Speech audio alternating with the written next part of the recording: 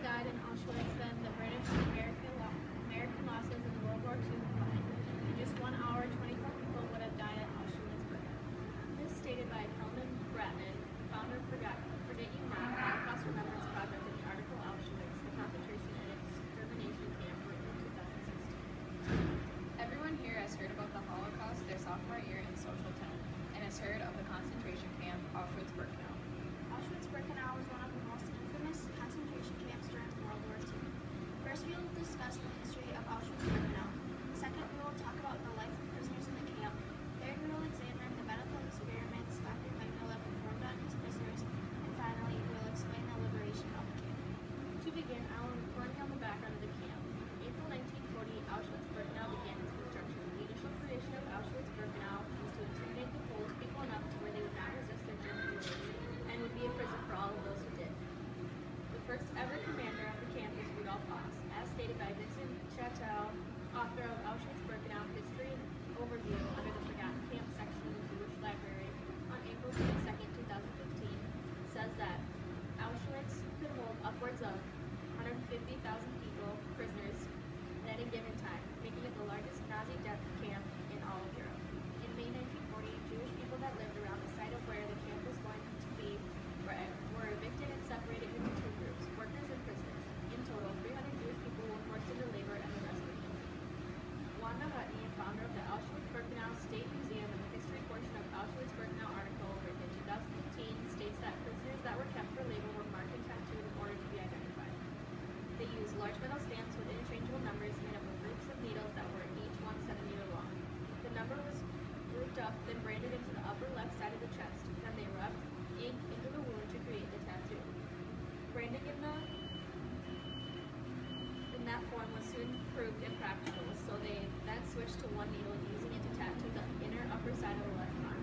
The rest of the prisoners were marked with patches on their uniforms, all different according to their race, sexuality, and criminal background. The patches were all different colors and different types of design on them. The Nazis made the Jewish people wear the yellow Star of David, not only the people in the camps, but any Jewish person living in Europe at the time.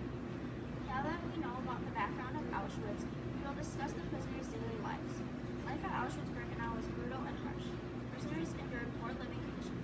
In June of 1940, 20 brick buildings were arranged to be sleeping quarters for prisoners. 6 of these buildings were two-story and 14 were single-story. In the spring of 1941, 8 new blocks were built, and many of the single-story buildings were renovated to be two-story. These buildings were called blocks due to their size.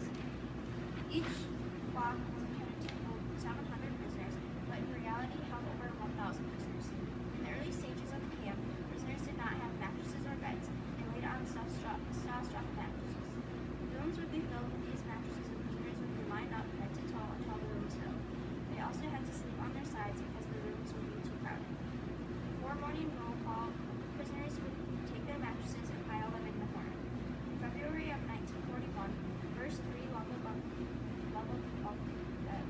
These beds were made of wood and a fifth lined with fabric. Another hardship prisoners of Auschwitz-Birkenau was the meals and nutrition. Prisoners received 3 meals a day. Rudy Skolaski, an Auschwitz-Birkenau survivor, states in the documentary Roll Call, published in 2000, that after the morning roll call, prisoners were given tea or coffee. Coffee was not made from coffee beans, but a grain broth-like drink. Lunch was served after roll call. Prisoners received a bowl of soup containing potato and other root vegetable stock. For supper, each prisoner was given a small chunk of black bread, usually around 300 grams. Sometimes they also would get around 20 to 30 grams of sausage, cheese, or marmalade. The bread that was given at dinner was supposed to be split and saved for breakfast. Many just ate the whole portion, or would sell it to others in the camp for something in exchange. In total, prisoners were given 1,300 to 1,700 calories per day, depending on the job they were given. Life at the camp often included punishment and death. Punishments at Auschwitz-Birkenau were not given out equally. Prisoners would be given different punishments for the same offense. Zenon Skarbowski, a Holocaust theologist, states in the article Between Forgiveness and Unforgiveness, published in 2015, that slacking at work, going to the bathroom, illegal possession of food, clothing, photographs, and being caught attempting suicide were all causes for punishment and execution. One form of punishment was flogging. Prisoners would be publicly beaten with a bullwhip or stick. The prisoner would have to count each blow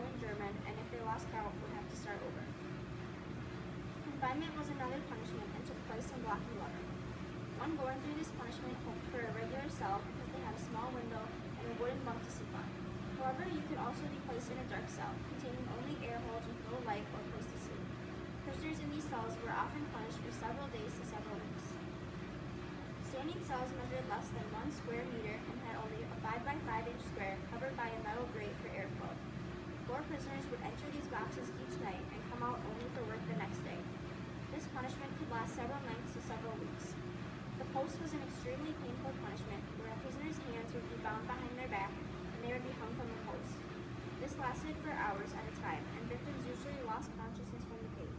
This often broke the prisoner's shoulder tendons, causing them to lose control of the arms and be gassed.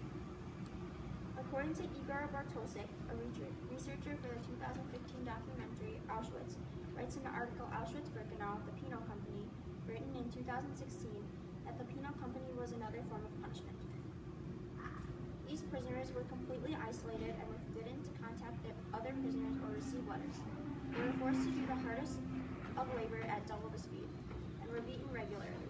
Prisoners could be in the Penal Company from 1 month to almost a year.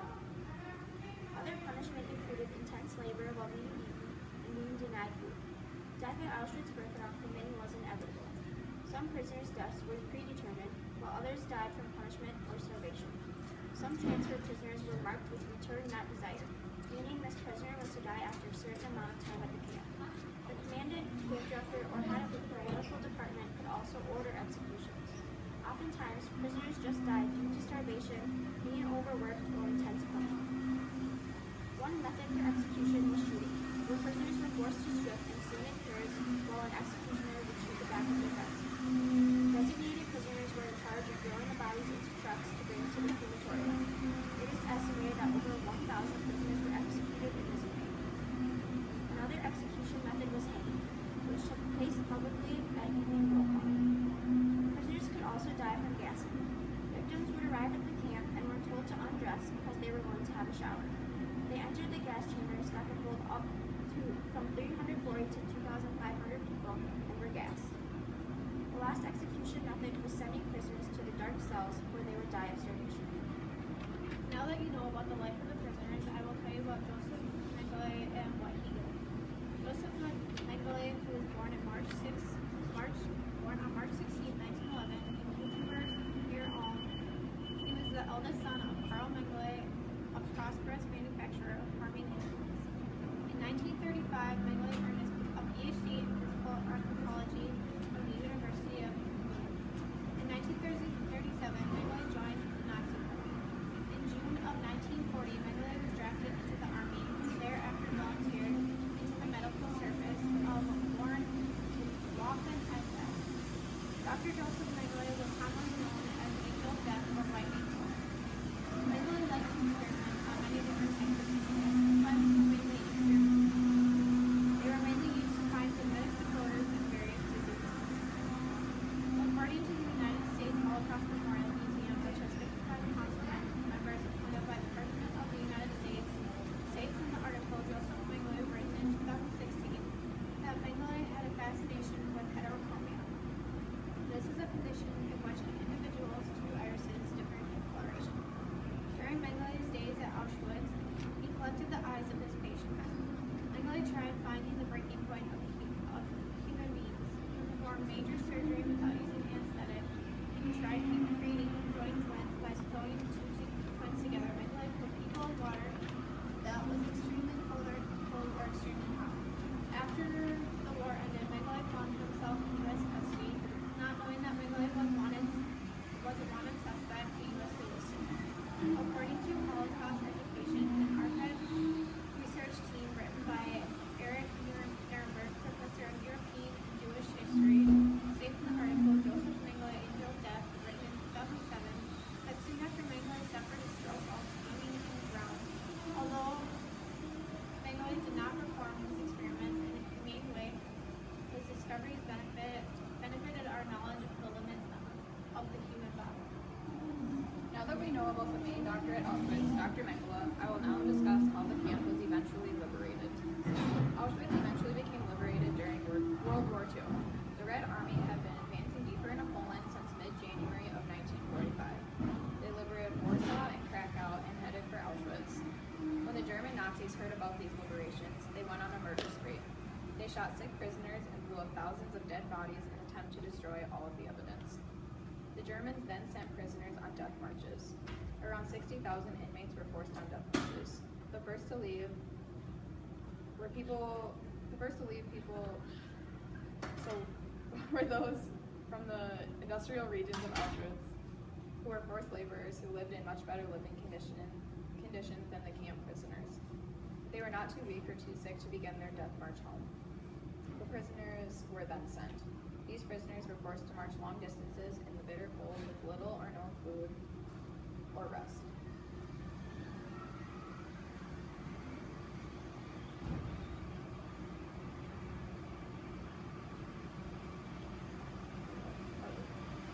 These female survivors trudged through the snow immediately after the liberation of Auschwitz.